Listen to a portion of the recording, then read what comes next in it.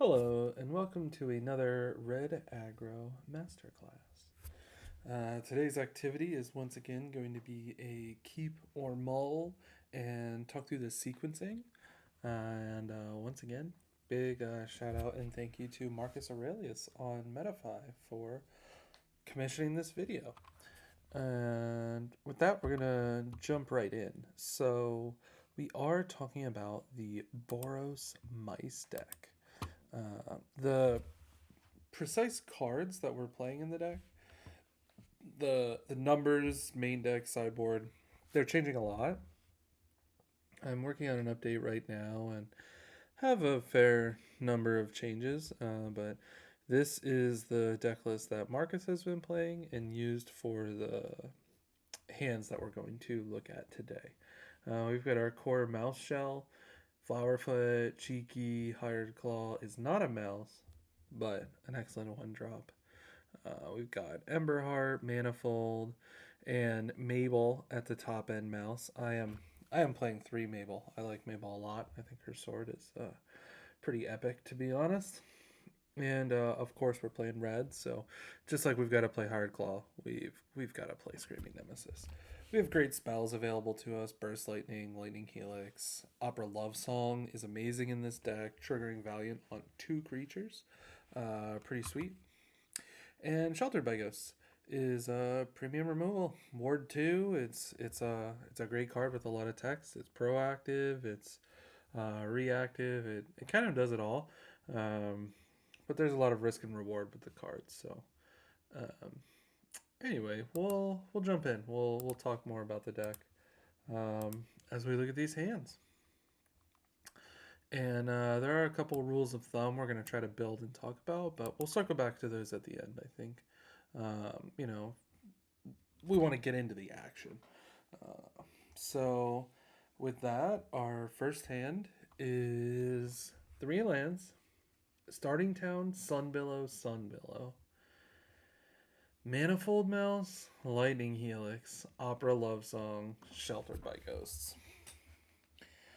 So, we do have lands and spells, and this is a lands and spells deck, so a lot of hands that are like, I got 3 lands, I got both my colors, I got spells for the rest, are going to be keeps. But this is kind of a rare example of I don't think we can keep this one. I just we only have one threat. Sheltered by Ghosts only has text on it if our one threat survives. And something I'll probably mention more than just now, but something that'll come up about Opera Love Song is that, while Love Song can draw you 2 cards, its main purpose in this deck is to trigger Valiant, buff creatures, get you in for a bunch of damage. It's our, it's not our Monstrous Rage replacement, but it's it's something close to that role. Um, we are not a combo deck where we're trying to draw into extra pieces. This isn't Leyline where I really value looking at 2 more cards to try and get, that last combo piece to kill my opponent. We're not a prowess deck where we're like firing this off and getting value from both casting the spell, I'm dealing more damage, and then looking at 2 more cards, I'm dealing more damage. We really are a more like classic aggro deck here, and the draw 2 is very good. It is what makes Opera Love Song, a card that we can very easily play 4 of because it just always has text on it. But if I'm looking at my opening hand and already going, I'm probably going to draw 2 cards with this Opera Love Song, it's not a very good opening hand. It means you're like kind of imagining, oh, I'm going to draw 2 good cards off of Opera Love Song, which you might, but you also might not. So for me, that's one of the biggest kind of you know Marcus asked for heuristics, and I think everyone can appreciate those. And one of the biggest ones I would say, or maybe not one of the biggest ones, but if I'm looking at Opera Love Song in my opening hand, going, surely this will draw me 2 good cards. Um, it's probably not a great hand. If I'm hoping my Love Song hits will fix the hand for me. Um, So yeah, this ultimately feels like a mull for a lot of reasons. You could draw, 3 threats and run over your opponent, but it's unlikely that Manifold Mouse is going to be able to solo your opponent. Everyone plays removal, and so you're you're really asking for a lot. Um, Especially, you might say, "Oh, Manifold Mouse has Offspring." So we're an aggro deck, and we're gonna play our first threat on turn 4.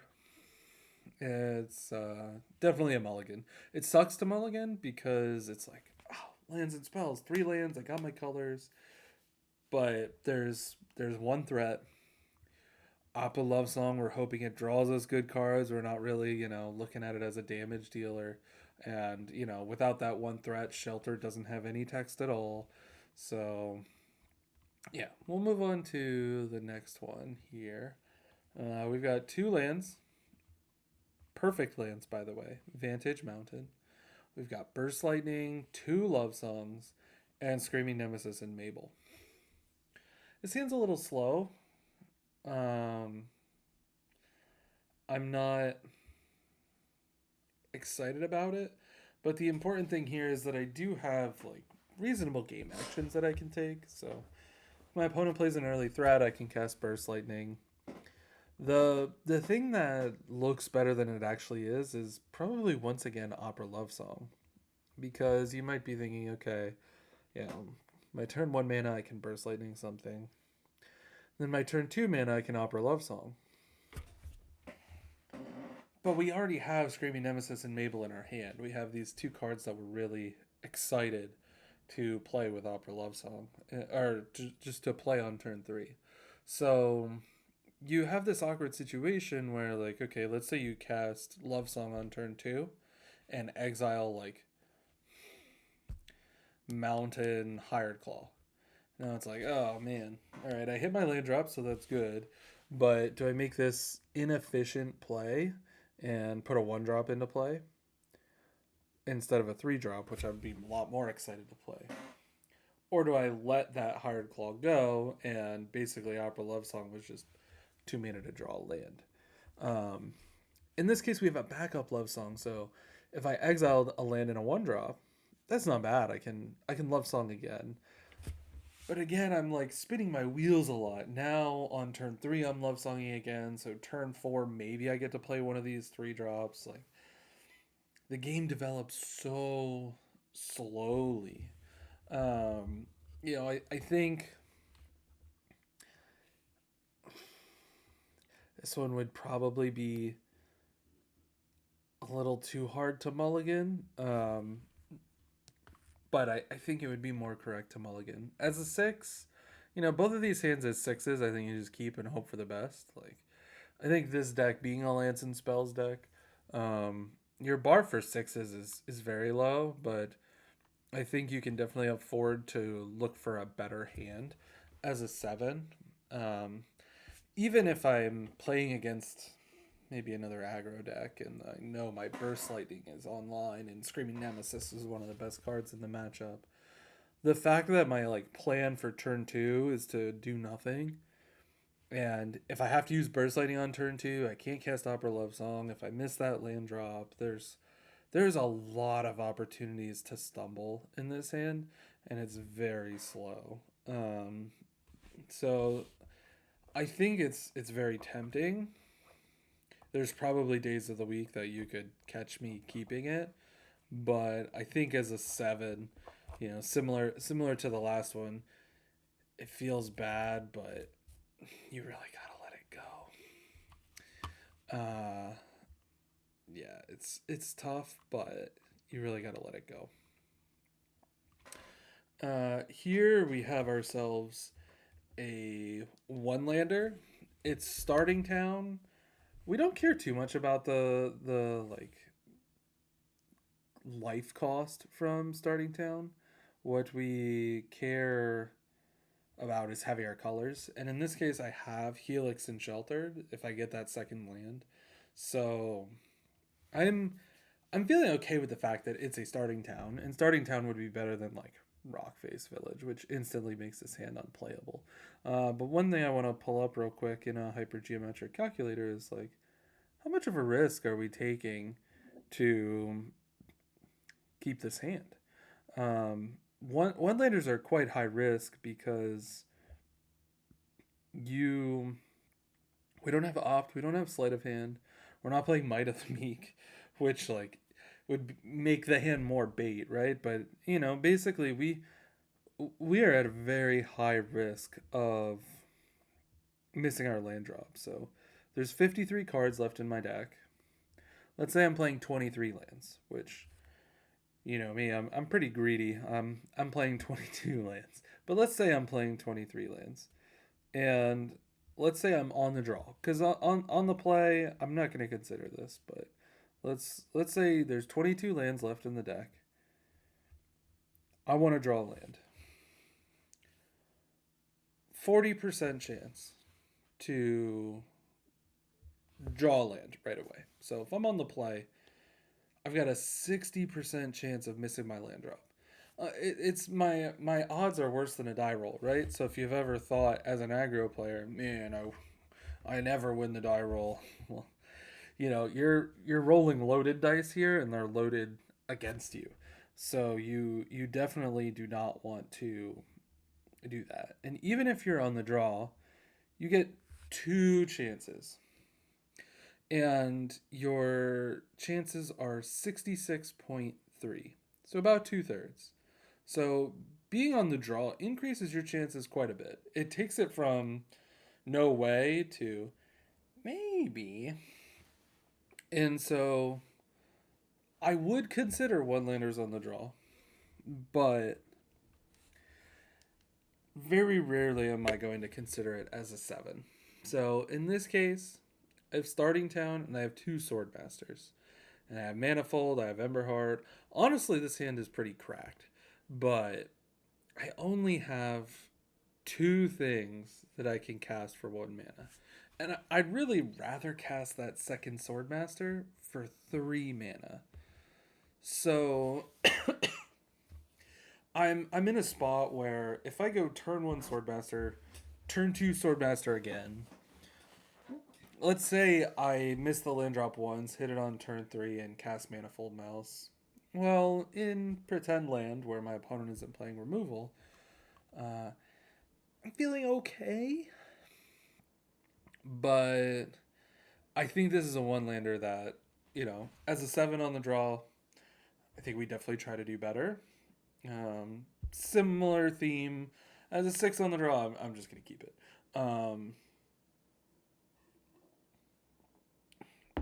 The card that I put back is pretty tough. In the blind, it's going to be Shelter or Helix. I really want all my threats, and Helix also runs the risk of, if I draw Rockface or Soulstone Sanctuary, I can't actually cast Helix. So actually, Helix is the card I bought him here for sure, because it's the one where Rockface or Soulstone, as my second land, I would not be able to cast it. So I probably keep it simple and put back the card that is hardest to cast in this case. Looking back at these hands, as I talked about, well, if there were 6s, I would deal with it, right? So for me personally, I'm usually very comfortable putting back the 3rd land. So this hand, I would put back a Sunbillow Verge and keep the rest. This hand is tougher. As we talked about, there's a lot of ways that Opera Love Song can play out awkwardly depending on what you hit when you cast it on turn 2. On the one hand, if I hit land plus 1 drop, I really want the second Love Song so that I can be mana efficient. But if I'm keeping the second Love Song, that means I need to put back Burst Lightning, which would leave me with nothing to do on the first turn and no interaction for turn 2. I think we leave ourselves too exposed in that case. Or one of the 3 drops, which that feels bad going down to 1 threat. I don't really want to do that. So probably we have to put back one of the love songs.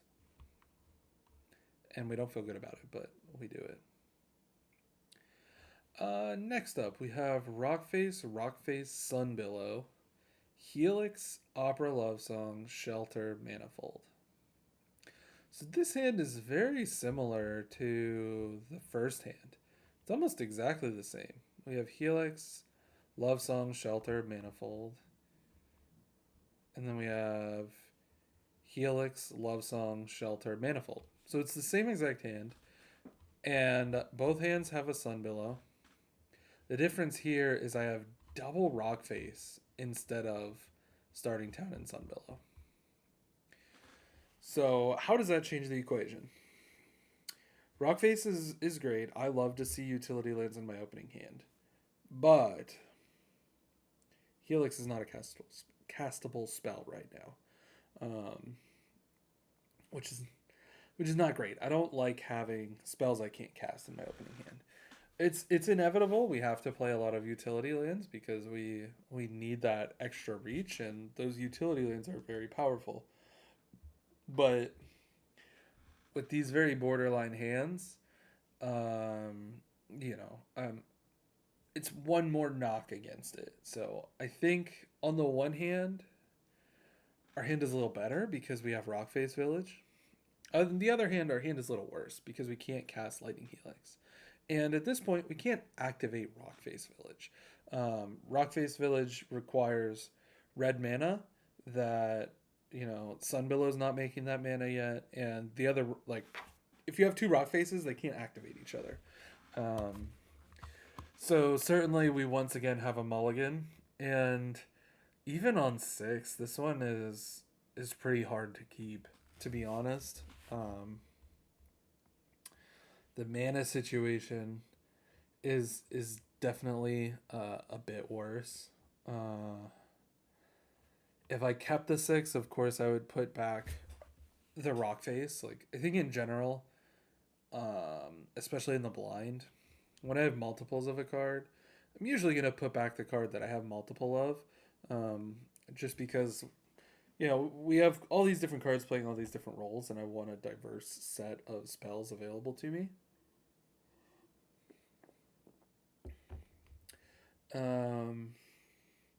This is tough. This is maybe a rare scenario where I'm going to consider going to 5, but probably we just put back the Rockface and hope we draw some.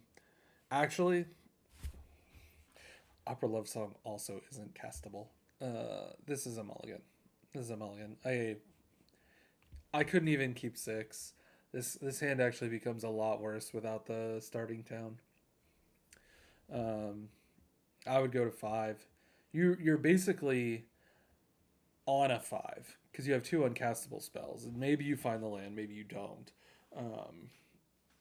But this is a rare case where I would go to 5. Maybe it works out, maybe it doesn't. But I would go to 5 there. This is a great hand. This is one of those rare one-landers that I'm going to keep. I have 5 castable spells in my hand. Inspiring Vantage is the best land to have for my one-landers.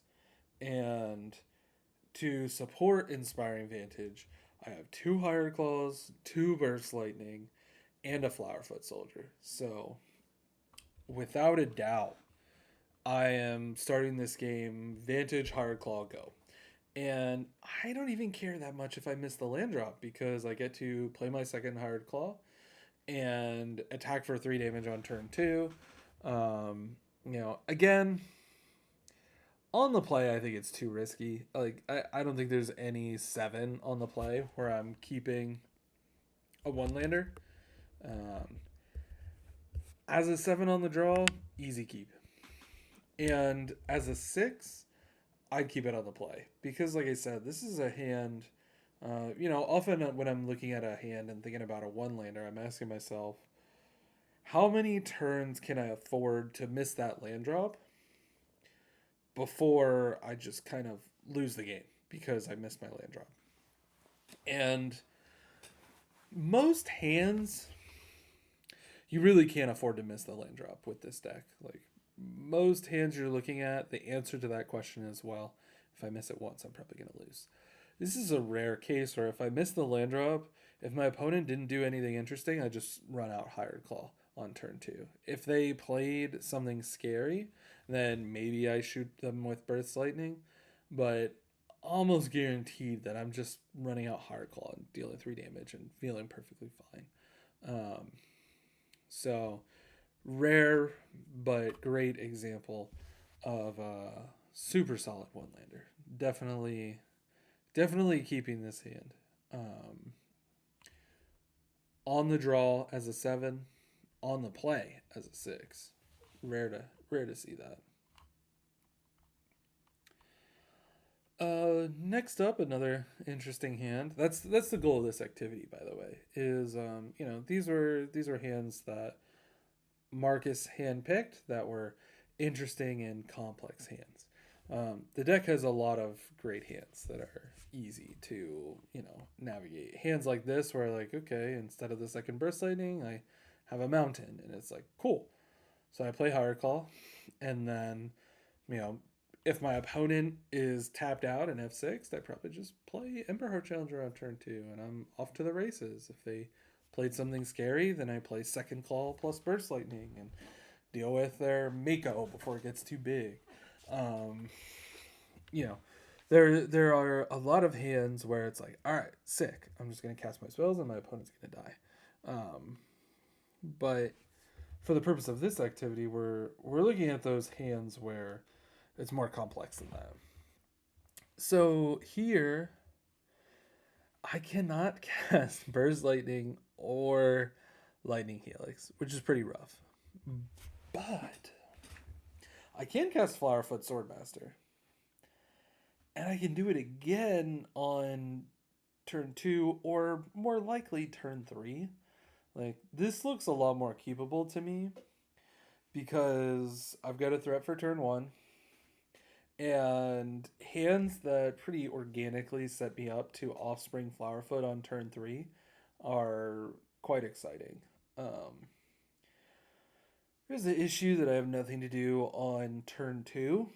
So this hand isn't the nuts. But there are a lot of ways for me to draw into it.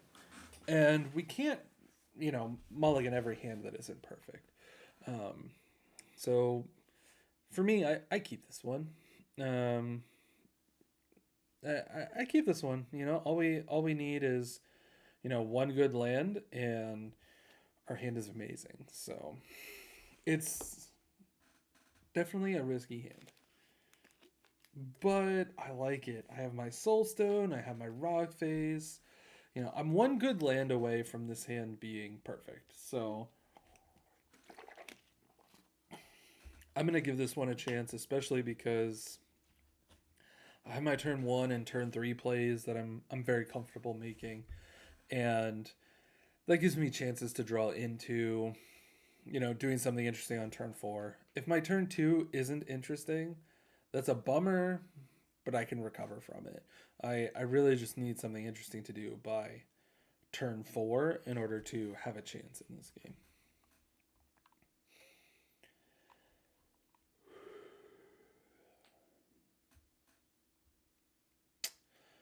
Four lands is better than one land. But we don't have a utility land. And we're once again looking at Opera Love Song going, yeah, you'll draw me 2 good cards, right? 1 threat. Don't like that. This has got to be a mulligan. I don't love, getting rid of hands with perfect mana, but we only have 1 threat. Love Song is going to be a draw spell. If I don't know the matchup, I don't know how good Burst Lightning is. Maybe if it's a matchup where Burst Lightning is really good, I'm more willing to keep it. But Burst Lightning is really good against other aggressive decks, typically. And against another aggressive deck, if I'm casting Love Song to draw spells, that's so passive that even if I'm on the play, I'm really giving my opponent the opportunity to like take that tempo back. So I don't think there's a scenario where I keep this. Of course, if I'm on 6, then sure, I hope for the best, right? Um, but as a 7, we can definitely do better. 1 land, double claw, and a burst lightning. Pretty similar to the last 1 lander. I would say, heuristics wise, double hired claw makes all 1 landers look really good. Um, Double hired claw is a really attractive way to start the game. For sure, 6 on the draw, I'm keeping this. With slightly fewer ways to spend 1 mana, I'm a little less excited about this hand. Especially I'm like pretty far away from casting them. But definitely a 6 on the draw, I keep this. A 6 on the play, I consider it, but I'm not sure. A 7 on the draw, I consider it, but I'm not sure. It's, we're all human. We're playing this game, we're humans. And, this falls into that gray area of, sometimes I'm feeling lucky. And so I'm going to keep it because I'm like, surely it'll work out. Sometimes I'm feeling unlucky. And I'm like, oh, I've gotten land screwed so many times. Surely it'll finally work out in my favor. Like, you owe me one, universe, and I'll keep it. The gambler's fallacy, right? So, I would say, 100% as a human, I would definitely keep this as a 7 on the draw sometimes. I'd definitely keep it as a 6 on the play sometimes. But if I was in a perfect heads, I don't know. It's hard. It's hard. It falls in the gray area.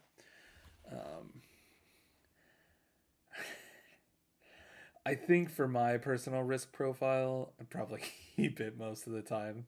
Um, I think 7 on the play is the only time I mulligan this. I'm not saying I think that's correct. I definitely think it's correct to keep it as a 6 on the draw. And I think 6 on the play, 7 on the draw are in that gray area. I would personally keep it. I don't know if it's right. It's a really hard one.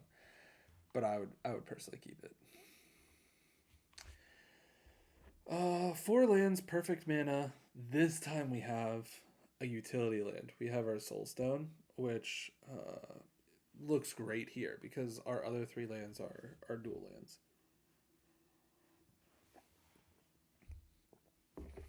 I probably keep this in most cases. It's at the low end of 7s, but I can cast everything in my hand. I have a threat. I have some interaction. I have my Soulstone Sanctuary. If I'm playing against aggro, I'm pretty excited to see Burst and Helix in my opener. I'm just going to start with a tapped Sacred Foundry.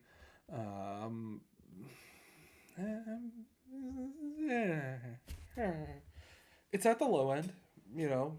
4 lands is going to be at the low end, but like I said, not every hand can be perfect. I think I would keep this. There's a lot of times where you mull the 6 and you get 4 lands again, and you're like, darn. Now I have the same kind of hand, but with 1 less land. And we have a lot of great ways to utilize our lands between Soulstone Sanctuary, the Offspring, Maple Sword. This deck has a lot of mana outlets. So 4 landers, I'm generally pretty open to keeping. They're not snap keeps, but I'm open to it. This is one that I would keep. Yeah, I would keep it for the third time. No, it was Helix before. We have Manifold Shelter Love Song and then Burst Lightning. The first hand was Manifold Shelter Love Song Helix, and then we had Manifold Shelter Love Song Helix again. Um, one thing I'll say is that as I continue to test this deck, things move around between mainboard and sideboard, and the numbers get tweaked on various cards. One card that we've seen in a lot of these difficult hands is Sheltered by Ghosts, and that's a card that for me has moved to the sideboard. Um, it's just one of those cards where it's either the best, most unstoppable card in the deck, or the most useless piece of cardboard in the deck. And those cards are particularly high risk in game one in the blind. You don't know what your opponent is going to be doing. And so I don't really want those in the main deck. I definitely don't want to see them in my opening hand this often because it can make it very hard to evaluate. Um, so I'm actually currently playing more Cheeky House Mouse. And if we take a moment to think, well, what if the Shelter was Cheeky House Mouse? Shit, this hand is a banger. Turn 1, Cheeky House Mouse. Turn 2, Manifold Mouse. Cheeky attacks for 4. Like, I'm thrilled. Anytime I can start, like, turn 1 Mouse, turn 2 Manifold is very scary. We know that from, basically since Bloomburrow was released, that has been one of the scarier ways to start the game. We don't have Hardfire here anymore, so it's a little less scary, but it's still a very, very good way to start the game. Attacking for 4 on turn 2 is no joke, and you get to keep doing it. Cheeky, consider this. Your opponent plays Preacher on turn 3. That's a brick wall in a lot of scenarios. If I played Cheeky House Mouse on turn 1 and Manifold on turn 2, and they're still there, my Cheeky can just attack into Preacher, and I don't care. If my opponent wants to trade my 1-drop for their 3-drop, great. If they're going to take 4 again, great too. This is a spot where, and I think all these hands really get a lot better if Shelter is Cheeky. We have such a great proactive start to the game, going Cheeky into Manifold, that these hands would be a lot better. As it is, 1 threat. This time I do have perfect mana. I probably keep this and hope for the best in a lot of scenarios, but it ain't good. It's at the low end of keepable at best. I definitely keep it as a 6. Put back Sunbillow. As a 7, 1 threat and a Shelter is just such a brutal combo. Because I already don't want to have 1 threat. And Shelter is just gets scalably worse the less threats you have. So as pictured, it is a mulligan on 7 and a keep and hope for the best on 6. But as we keep seeing these Manifold Shelter hands, it reinforces that the update that I'm about to release for the deck is definitely in the right direction. Because in all these cases, my opening hand looks way better with Cheeky House Mouse. I still have 4 Sheltered in the sideboard. The card is insane in the matchups where it's really good. It's insane against aggro decks. It's insane when you can put it on Screaming Nemesis and just lock your opponent out of the game. But it's just so volatile in the blind, and it sets you up with so many sus hands that I think is better left out of the main deck.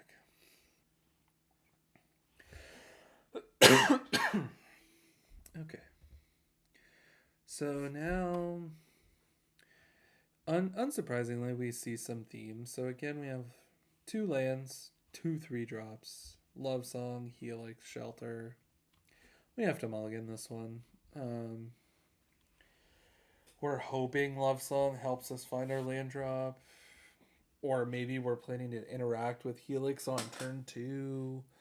Like, if I'm playing against an aggro deck and I'm on the play, I guess I can keep this because Helix and Nemesis are two of my best cards in that matchup. And Sheltered by Ghosts, like, basically I want to go turn 2 Helix something, turn 3 Nemesis, turn 4 Shelter the Nemesis. That means I have to hit my third land drop, and that's very slow. So, like I said, ideally I'm on the play. If I'm on the play, it's harder to find my third land drop. If I'm on the draw, sand is pretty slow. Nemesis does have a way of sometimes just bringing the board state to a halt, so maybe I play Nemesis on 3 and my opponent just doesn't attack, and I end up with a window to like resolve Shelter on 4. So I think this hand is probably too good to mulligan in the aggro mirror with Helix, Shelter, Nemesis. But I'm going to be very cautious about how I'm sequencing. Casting Love Song on 2, kind of like we talked about, you end up in this conundrum of like, if you hit land plus not Nemesis, now on turn 3 you have this difficult question of, do I play Nemesis and lose the extra card? Or do I play the extra card, but I definitely lose tempo by not playing Nemesis on turn 3? So, again, assuming we're in an aggro mirror, if my opponent doesn't force me to cast Helix on turn 2, then I'll play Love Song on turn 2. Unless I already have my third land. If I naturally draw my third land, I probably just won't cast Love Song at all. Like, I just want to cast Nemesis on turn 3. That's what I really care about here. So, if I naturally draw the third land and I don't have a Helix target, I'll just not do anything on turn 2. That's fine. If I don't have my third land, I'm gonna dig for it. If my opponent is coming in hot with an Emberheart Challenger, or resolves a FOMO, then I'm probably gonna like cast Helix, especially if I already have my third land. If I don't have my third land and my opponent casts a threat, this is where you're like, this hand was so weird. Like, you probably have to cast Love Song and dig for your third land, because this hand literally does nothing without it. Yeah. Starting town, Fire Claw, Cheeky, Burst. This is attractive. If one of these bursts was another Hired Claw, I'd be here for it, But as it is, keeping it as a 6 on the draw. That's for sure.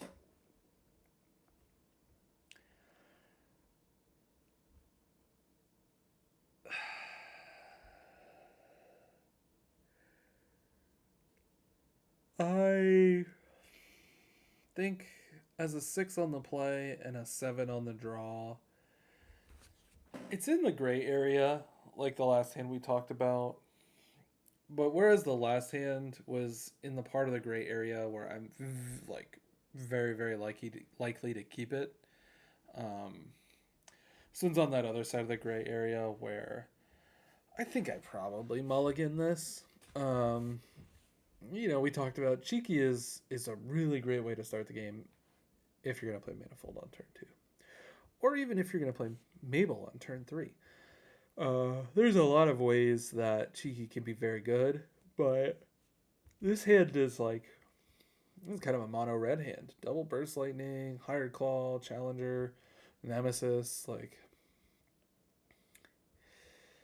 Burst Lightning is just not good enough to be excited about having 2, I think, for the most part. I just think about how often my opponent is going to play FOMO on turn 2.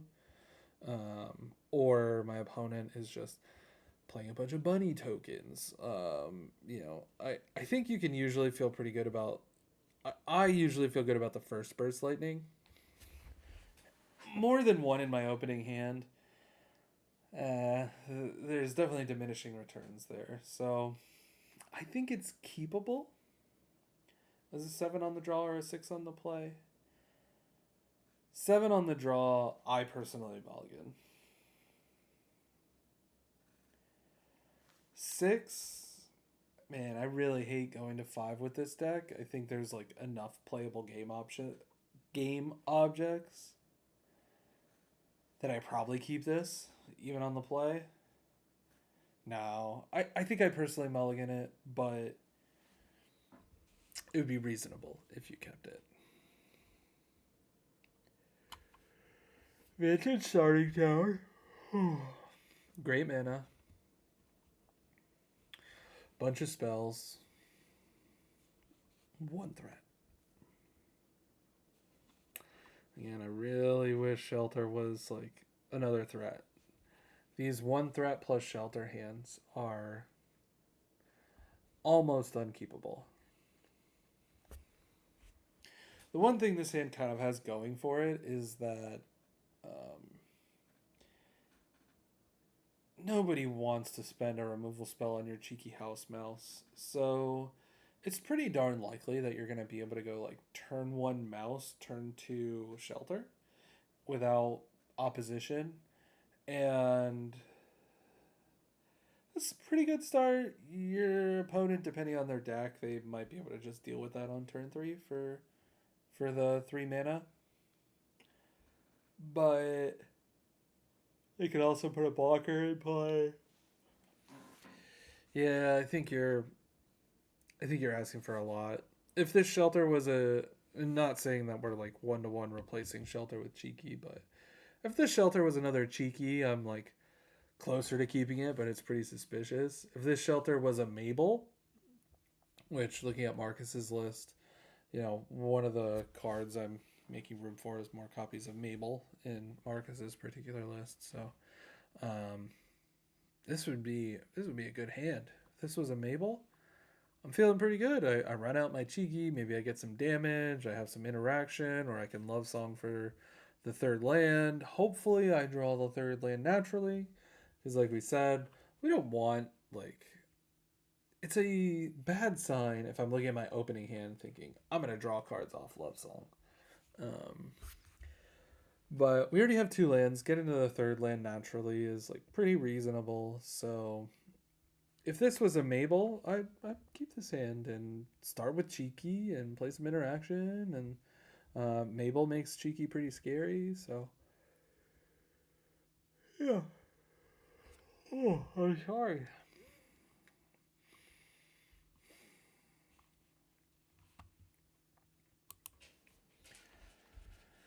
And here we have another 1-lander, Inspiring Vantage, best land to have.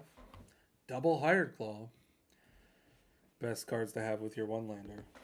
I think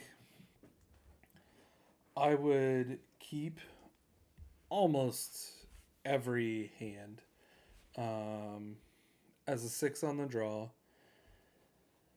with Vantage, Double Hired Claw.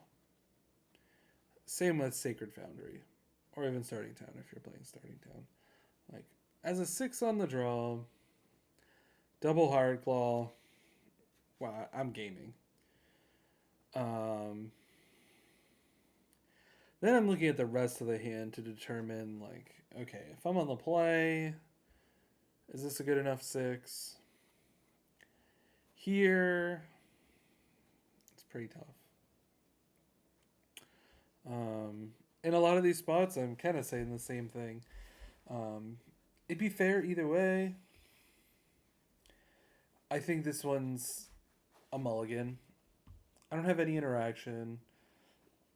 Flowerfoot is only good when we have enablers. There's nothing in this hand that makes Flowerfoot better than a 1-2. So, If I miss the land drop on turn 2 and play the second Hired Claw, that's not a big deal. But if I miss it again and my only option is to play Flowerfoot, that's pretty bad. Turn 3, Lonely Flowerfoot is not going to win the game. So I'd probably go fishing for a better hand, personally. But the numbers aren't that bad. Like, it's really hard to win with 5 cards, so maybe I just risk it as a 6 on the play. The 7, I'm almost definitely going to mulligan this. No interaction, no enablers for these mice. Like, if I had the second land, we're gaming, right? But here, there's a lot of risk and not a ton of reward.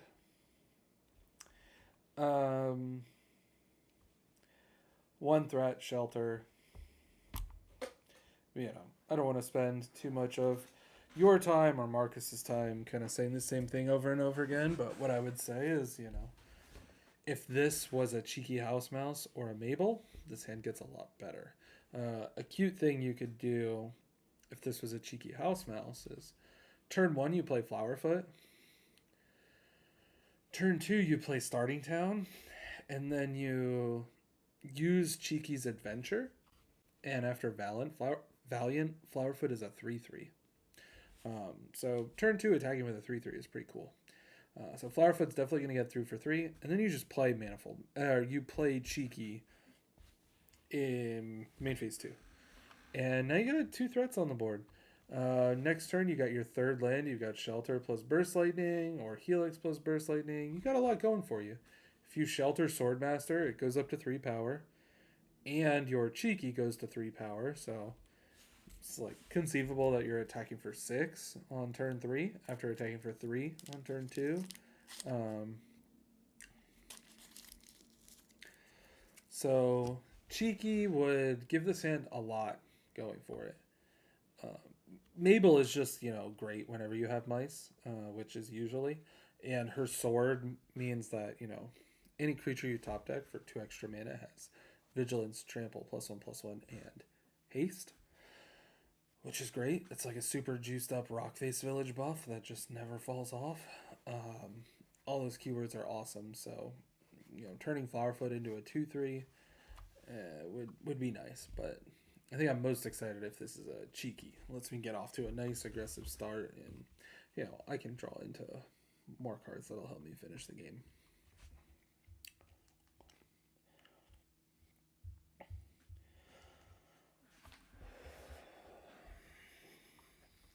This is a keep. I have 2 threats. I have Rockface Village. Hard Claw's a mana sink. What I'm probably going to do here, turn 1 Hired Claw, turn 2 buff Hired Claw, turn 3 Offspring Flowerfoot, turn 4 I can Love Song my 2 Flowerfoots.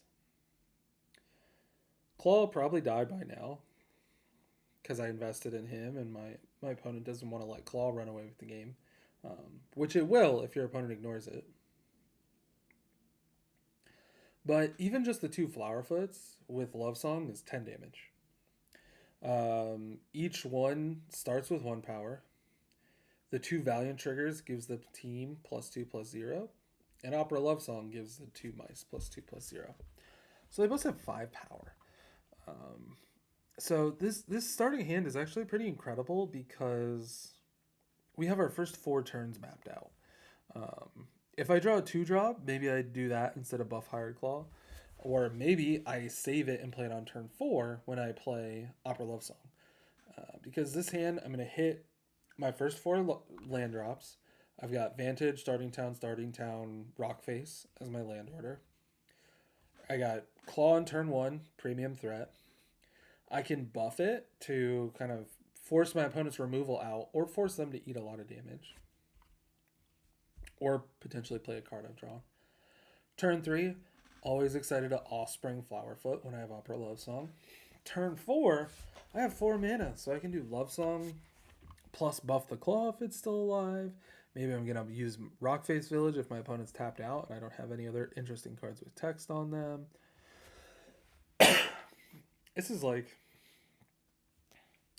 a rare example of a snap keep four-lander. Because I just have my first 4 turns mapped out, and they're bangers.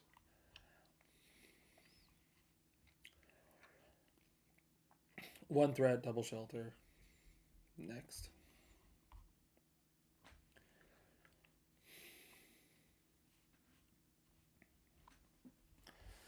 Sand is fine. I'll start with a tapped Foundry. I'll play Manifold on 2. I'm going to offspring the second Manifold, so in between, hopefully I draw some cards to play. I have my Rockface Village, so, one utility land makes, pretty much any hand look a lot better. So, I'm not excited about it. Like the previous 4-lander, this I'm excited about. We got a great plan. This I'm not excited about. Probably at the low end of keepable, though. We've got 2 threats. We've got a piece of interaction. We've got our utility land. So I would say low end of keepable. Not excited. Could be reasonable to go down to 6 and try for something better. But if this was a 6, I would be like, yeah, this is a great 6. Put back Sunbillow probably. And, as far as 6s go, double Manifold, Burst Lightning, perfect mana, and a Rockface. That's really good. So, if you're looking at a hand that is a perfect 6, it doesn't really make sense to mulligan to 6 if you're not going to be able to find a better 6 than this. So this is just effectively a 6 that has an extra land in it, which means we're guaranteed to be able to offspring the second Manifold mouse. So I definitely keep this. 100%. I'm not excited about it, but it's definitely a keep. 3 lands, Hired Claw, Snap Keep. This is great. I love Mabel. Mabel's Sword, like I said, costs 2 to equip. +1/+1, Vigilance, Trample, and Haste. The stats on that are insane. So I'm excited kind of anytime Mabel's in my opener and I have things to do before I cast her. So Hired Claw on 1, Interaction on 2, or put a counter on Hired Claw. I get to slam Mabel on 3. This is a snap keep. I'm very excited about this hand. And the last hand we'll look at, kind of similar to the previous one where we had Claw, Swordmaster, Love Song. Now we have Claw, Swordmaster, Shelter. Yeah, this was Claw, Swordmaster, Love Song. The last one had a Rockface. This one doesn't. So this is definitely worse, but same game plan applies. I'm going to play Claw on 1. On turn 2, I can buff him. Maybe I'll play Shelter. Maybe. We'll see. Probably not, but maybe. Turn 3, I'm going to offspring Flowerfoot. By turn 4, I've had plenty of draw steps. I do have Shelter to trigger Flowerfoot. And maybe I've drawn into other things to either trigger Flowerfoot or, just take relevant game actions. So this is an unexciting keep. The other one, having a utility land and a Love Song instead of Shelter, makes it like snap keep. This hand is a banger. This one, no utility land, and we have Shelter, which is kind of hit or miss, instead of Love Song, which is just, certified banger. So it's at the low end, but I would keep it. And from here, Marcus had some, questions that we'll try to answer. That, we probably answered to some degree as we went through these hands. But the big one is like, what do I do with Flowerfoot? Well, like I said, Mouse on turn 1 into Manifold on turn 2 is still one of the most powerful things you can do. And the great thing about Flowerfoot is he buffs the whole team. So on turn 2, I'm attacking for 4. On turn 3, if I target Flowerfoot again, Manifold becomes a 2/2. So Manifold is a much more competent attacker. And so, if I'm looking at my opening hand and I have Manifold Mouse, I'm probably willing to play Swordmaster on turn 1. And this is something I talked about in like my full form guide. It's on Metafy, and like 15,000 words now. Really great thing. But to try and summarize, like, if I have Flowerfoot and Cheeky House Mouse, then one of the things I'm going to think about is enablers versus payoffs. And Cheeky House Mouse is an enabler because it has a 1-mana Valiant trigger attached to it. I can use this to enable Valiant to make my payoffs better. Flowerfoot is a payoff. It doesn't do much on its own, but it's a payoff for playing these Valiant triggers. So if I have ways to trigger Valiant, then I'm getting a lot of value out of my Flowerfoot. So if I'm looking at my opening hand, and I have Manifold, Flowerfoot, and Cheeky House Mouse, then what I'm going to look at is, okay, if I play Cheeky House Mouse on turn 1, how many enablers are left in my hand to trigger Valiant on all my dudes? Because I need to trigger Valiant in order to get good value. So if I have like Cheeky, Flowerfoot, Manifold, Manifold, Manifold, then like my hand is thick with enablers, because Manifold is an enabler. It triggers Valiant every turn. So I'm actually pretty comfortable playing Cheeky House Mouse on turn 1. I don't need to save him as a Valiant trigger because I have plenty of Valiant triggers in my hand. So I'd rather play Cheeky on turn 1 because by saving Flowerfoot, I can potentially offspring him for even more value. And this hand of like Cheeky, Flowerfoot, Manifold, Manifold, Manifold is almost all enablers but no payoff. Flowerfoot is the only payoff. Without Flowerfoot, Manifold is just a 1/2 double strike, which is like fine. But with Flowerfoot as a target, Manifold is so much better because now the whole team gets buffed every turn. So in this scenario, I really want to offspring my Flowerfoot, and I want to play a couple creatures first that'll maybe eat removal. Whereas, if I have multiple Flowerfoots and Emberheart Challengers, and Cheeky is the only card in my hand that can trigger Valiant, I don't want to play Cheeky on turn 1. I want to save Cheeky and get some value out of that Valiant trigger. So instead I'm going to play Flowerfoot on turn 1, because as a general rule of thumb for me, doing something is better than doing nothing. I really want to start developing my board as soon as I can. I want to start deploying threats as soon as I can. I want to start pressuring my opponent's life total as soon as I can. So hopefully that helps with that. Rule of thumb, in the blind, you mull all hands with 1 threat. Most of them. You really want 2 threats, at least. I would say it's pretty rare that I'm going to keep a hand with 1 threat. 1 lander's on 7. 1 lander on 6. So we talked about 1 landers quite a bit because there were a lot of examples. So 1 land, 7 on the play, always mull. On the draw, there was one hand where I was like, for sure I would keep it. And there's another hand where I would consider it. So on the draw, if it's a like epic 1-lander, I'll keep it. And 7 on the draw is very similar to 6 on the play.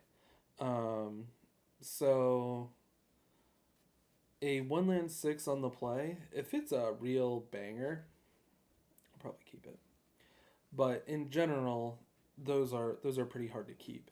And it's not until I'm on 6 on the draw that I'm very receptive to keeping a 1-lander.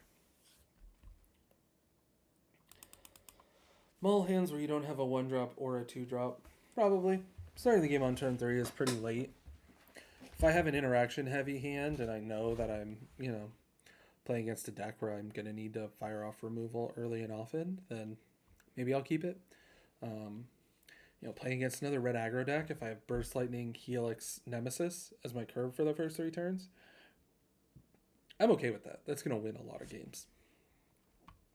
But in general, starting the game on turn 3 is too late. You need to be taking proactive game actions. Proactive game actions, worthwhile game actions. So against another aggro deck, spending those first couple turns casting removal spells is a good way to use your time.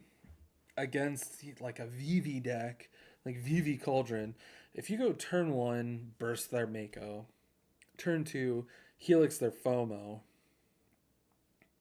you're not applying any pressure. They're gonna kill you first if you take your time getting into the mid game for the most part. Mull hands with only 1 threat. Kind of like we talked about. It's really something we already covered. 4 landers unless it curves 1-drop into 2-drop. We talked about the 4 landers quite a bit, so it really depends. The ones that I liked a lot were Hired Claw on 1 and Flowerfoot on 3. And having utility land makes your 4 landers better. There's a lot that goes into it. Magic is a complex game. Not all of it can be algorithmic. But for me, with 4 landers, I'm looking for, I'd really love to have a utility land, and I'd love to have productive ways to spend my early turns. Activating Claw isn't the best thing in the world, but if my follow-up is Offspring Flowerfoot and cast Opera Love Song, then I'm pretty happy with investing in Hired Claw on turn 2. There's a lot of spots where I'm gonna be okay with that. So yeah, I think we covered all these hands. We covered a lot of scenarios. I think probably some rules came up over the last hour that are maybe escaping me now in the summary phase. But I hope this was helpful. I think we covered a lot of great scenarios and concepts.